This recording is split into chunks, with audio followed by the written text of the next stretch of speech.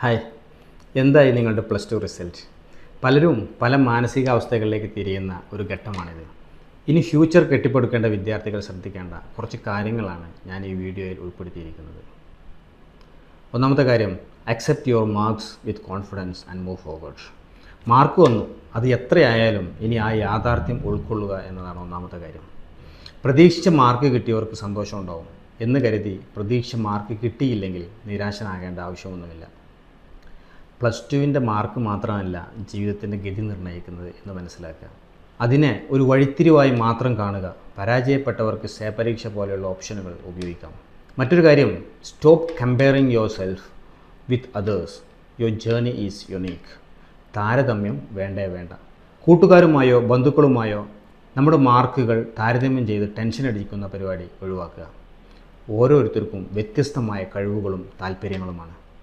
ഉയർന്ന മാർക്ക് എന്നതിലുപരി നിങ്ങൾ തിരഞ്ഞെടുക്കുന്ന വഴികളാണ് നിങ്ങളുടെ ഭാവി നിശ്ചയിക്കുന്നത് എന്ന് മനസ്സിലാക്കുക.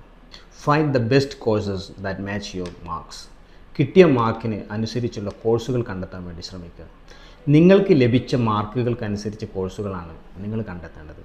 ഉയർന്ന മാർക്ക് ലഭിച്ചവർക്ക് മെറിറ്റ് ലഭിക്കുമ്പോൾ മാർക്ക് കുറഞ്ഞവർക്ക് നല്ല പ്രൊഫഷണൽ കോഴ്സുകളിലേക്ക് തിരിയാനാവും. മറ്റൊരു കാര്യം, always have A plan be ready. Plan B എപ്പോഴും തയ്യാറാക്കി വെക്കുക എന്നുള്ളതാണ്. നിങ്ങൾ ഏറ്റവും അധികം സ്വപ്നം കണ്ട കോഴ്സ് ലഭിച്ചില്ലെങ്കിൽ എന്തു ചെയ്യും? അതിനു വേണ്ടിയാണ് ഒരു പ്ലാൻ ബി കൂടി നമ്മൾ തയ്യാറാക്കി വെക്കണം എന്ന് പറയുന്നത്.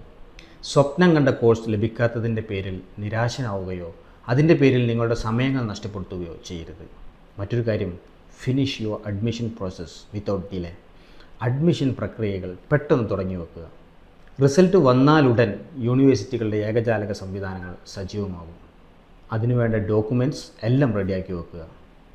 ഒട്ടും വൈകാതെ തന്നെ അപേക്ഷകൾ സമർപ്പിക്കുക. ഒന്നിലധികം കോളേജുകളും കോഴ്സുകളും ഓപ്ഷനിൽ വെക്കുക. അതുപോലെ അപ്ലോഡ് ചെയ്യേണ്ട എല്ലാ രേഖകളും റെഡിയാക്കി വെക്കുക.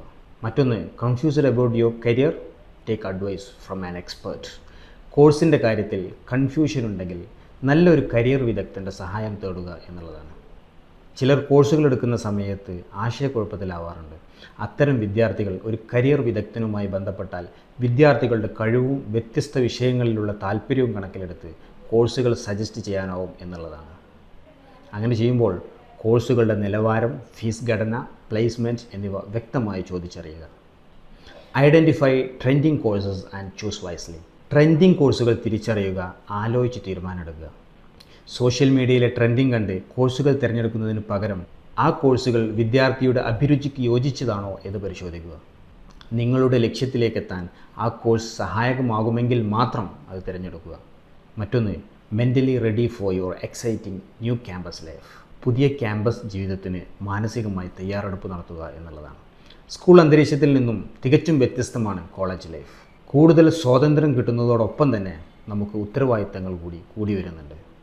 നല്ല കൂട്ടുകെട്ടുകൾ തിരഞ്ഞെടുക്കാനും നിലവിലെ അന്തരീക്ഷത്തെ അനുകൂലമാക്കാനും ശ്രമിക്കണം. ഓരോ വിദ്യാർത്ഥിയും വ്യക്തമായ പ്ലാനോടെ മുന്നോട്ട് പോയാൽ വിദ്യാർത്ഥികളുടെ ഭാവി സുരക്ഷിതമാവാൻ ഇത് സഹായിക്കും. Thank you.